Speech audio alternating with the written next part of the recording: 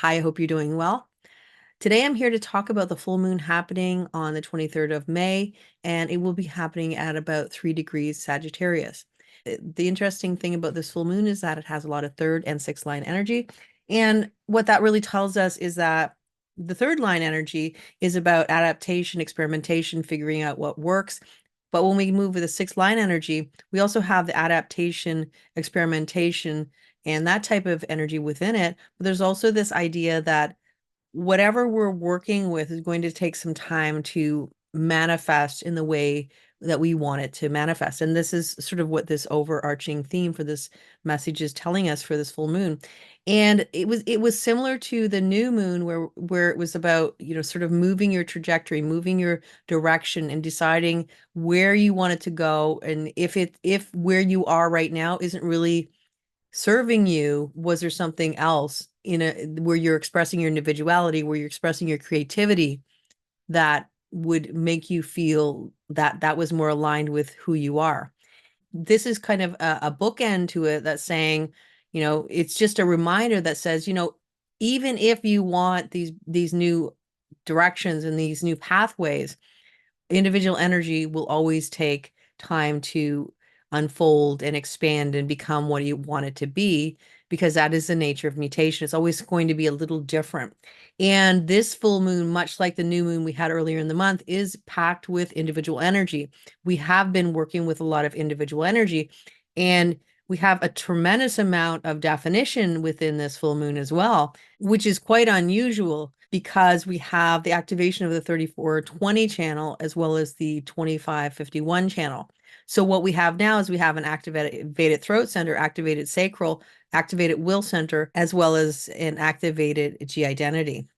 So there's a lot of energy in this full moon, making it potent and also powerful. But because we have the 2034 channel activated in the third line, this is really talking about being busy. And this is the channel of power and charisma. It is an individual energy that is part of integration. And it is going to connect with a lot of people because integration has 4 channels. So if you have any of those channels of integration, the gate 10, 20, the gate 34, the gate 57, then this is going to plug into one of your channels or one of your hanging gates, and is going to bring its own expression of the energy for you.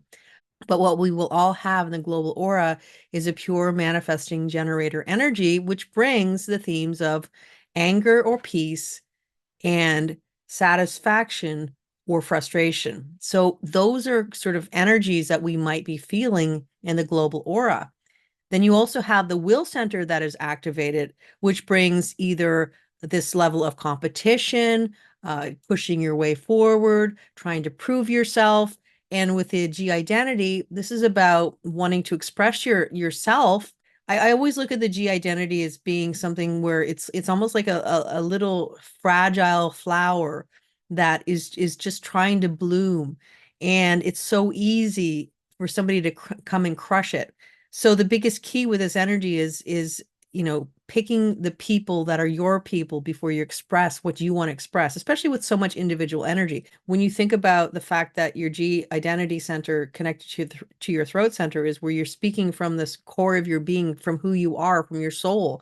If people come in and start saying things that, or criticizing you, then it's really difficult to accept, because you are speaking from a place of almost like a sacred energy. So you have this potential for people who might be speaking from their soul. You have the earth in the gate 34 line 3, which is called machismo.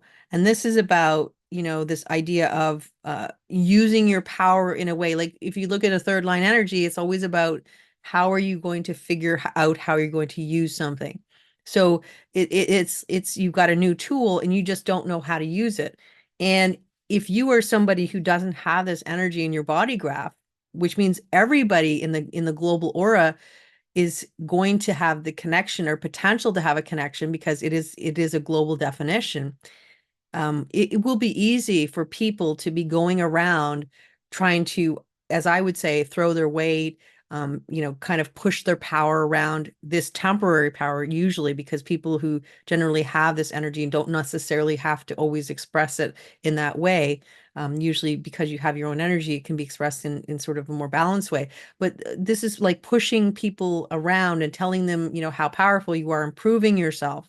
So there's a potential to have a lot of people going around with this energy that is not normally part of their makeup, and not using it in the best possible way. So one thing to keep in mind is that the energy might be a little bumpy for this full moon, and there is a lot of mutation involved in this energy, because as soon as you have any third line energies, this is all about mutation, and also the sixth line energy. So we know that there's a lot of mutation that is potential in this energy, but also that the idea is it is not it's not you don't really know how to use this to your advantage, and a lot of people won't know. So there's potential for people to be moving around in the world and without any awareness, and just kind of pushing their way through the crowd. From the other perspective is the 3420 channel is a very powerful channel, and it is like power like nobody else can do. This is like the most powerful channel because the gate 34 is the most powerful gate in the whole body graph.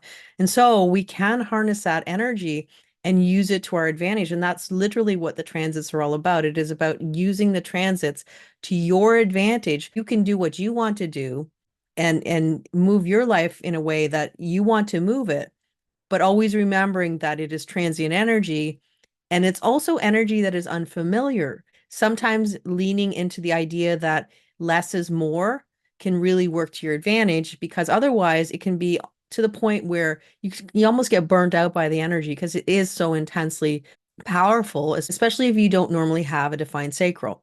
So this is about harnessing the energy. And the other perspective is that integration, and the 3420 is all about you as an individual. It's all about you doing what feels right for you and moving in the direction that is correct for you, and kind of looking at the picture of you being the main character, and that your life is important. And then we have all the rest of the individual energy that brings even more emphasis for that.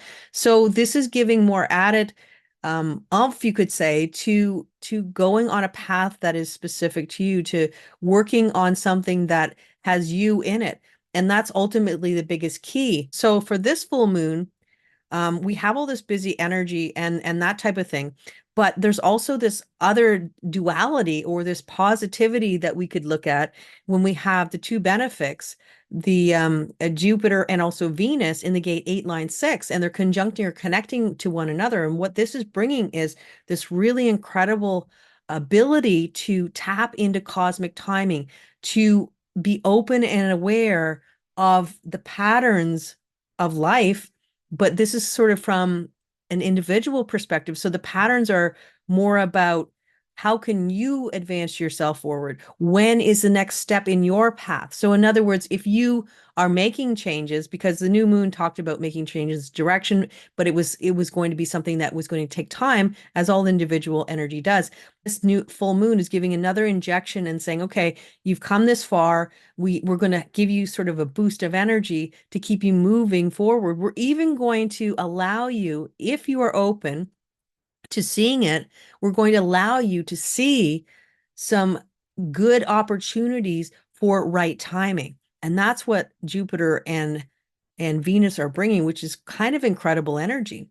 So this is like a very impactful time, especially where we have them, Jupiter and Venus conjuncting. It might be worthwhile, if you have an opportunity, to look at your astrology chart and see what house it is actually playing out in this conjunction, and see where it might be, where you're giving the green light or the ability to tap into cosmic timing to see what the right timing is for you, for your path forward, your new trajectory, if you have a new one, or something that you're building on, or maybe you might have ended a cycle and now you're starting a new cycle and you're starting a new path altogether. So it's basically saying, okay, this is how you can go. We're giving you the opportunity to know when it is correct for you and know when the timing is right. And all you need to do is sort of just really look at the world around you and be able to open yourself in a way where You might have walked by something 10 or 20 times before, but now it suddenly you can see something different. It's about really connecting with the world around you in a way where you can see what you're meant to see. So overall, as I mentioned with the new moon early in the month, this full moon is really connected to career, abundance, opportunities. It could be connected to relationships as well. The other interesting thing to say about the global will center is that we do have the 2551 channel activated between Neptune and Mars. But the other perspective is that it's also activating the north node in the gate 21 line 6. So it's almost mirroring the abundance of the tribe with the awareness and the spirituality and the spiritual abundance of the 5125 channel. The one last thing I will talk about is the north node in the gate 21 line 6, and this is in the line called chaos. Now, what it's basically saying is the chaos that we're talking about for the gate 21 is this idea of anti-materialism, because that is kind of what can happen when we get to the sixth line of any energy. We kind of step out of the energy so far that it becomes completely mutated, as all six lines are, in a way where it's completely different from the foundation that it was built on, which would be the first line. And what this is saying is that the gate 21 line 6 is about, as I said, anti-materialism and not wanting to have a material path forward. And, so because the gate 21 is part of the only channel, the tribal channel that is here for abundance, having some sort of an income is very important. Having some sort of an abundance of some kind is very important. So if you live a very aesthetic life where you don't have anything, then that is not kind of working with the energy of the gate 21, because it is meant to have some sort of abundance of some sort, or to have control of your finances, or to have control of your life. And so what can happen with the gate 21 line 6 is this feeling that there's no point in trying. There's too many things in your way. So maybe you want to do something different, or maybe you want to express your individuality, or maybe you want to mutate in a different direction, but there are too many blocks in your way, and so you may as well just let go of it. And this is saying that that is not necessarily true. That might be a belief that is around you. It could even be in the aura, because this is the north node is going to be an environment that we're in. And so what this is saying is that if you feel like there are too many blocks, and you just want to quit and you just want to let go, um, this is something to sit with for a little while and maybe not make a hasty decision, because this is energy that is in the global aura. And again, this could be a time where there are people who are telling you that there's no point in trying. And that is what Mercury in the gate 24 line 4 is sort of reminding us about, to step out of the aura, to step out of the energy of people kind of giving us their opinion, and to sort of be in your own space and to find the clarity, because the gate 24 is an Ajna gate, and it is all about finding clarity. And the idea that Venus and Jupiter are sort of providing us with this ability to connect with the right timing for each one of us, there is a gift that can be used to your advantage. So overall, there is going to be a lot of busy energy. There might be people who are throwing their power around. There might be people who are more or less self-aware, because the gate 20 line 3 is an energy that is talking about self-awareness or self-consciousness. So those are themes that we might see.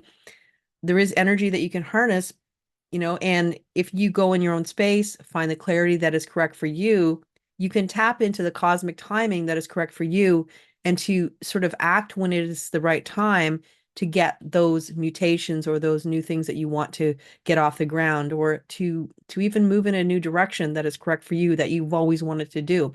So this is a time that if you want to, you can use the energy to your advantage, so that you feel empowered on your journey forward. And if you feel like there's just too much of input from other people, or people are trying to tell you where you should and shouldn't do things and what you should and shouldn't do, again, this is time to sit with your own clarity, find out what feels correct for you. And the clarity will come. And remember, the clarity comes when it's going to come, especially with any mutative gates like the gate 24. So I hope you have a wonderful full moon. And until next time, take care and bye for now.